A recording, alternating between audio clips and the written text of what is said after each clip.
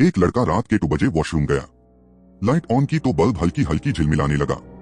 सब कुछ खामोश था, सिर्फ पानी टपकने की आवाज आ रही थी। जब उसने मिरर में देखा, अपना चेहरा बिल्कुल नॉर्मल था, लेकिन जैसे ही उसने मुंह धोया और दोबारा देखा, उसका रिफ्लेक्शन उसकी तरफ सीधा गो रहा था, बिना हिले। उसने डर के मारे पीछे मुड़कर देखा, लेकिन वॉशरूम खाली था। वापस मिरर में झंका तो रिफ्लेक्शन धीरे धीरे मुस्कुराने लगा। अचानक वॉशरूम का दरवाजा जोर से बंद हो गया। हवा तेज चलने लगी और मिरर के अंदर से एक काला हाथ बाहर आने लगा। रिफ्लेक्शन ने धीरे से कहा, अब तुम्हारी जगह यहाँ है और मेरी जगह बाहर। फिर लाइट बैंड हो गई और सिर्फ उसके चीखने की आवाज सुनाई दी।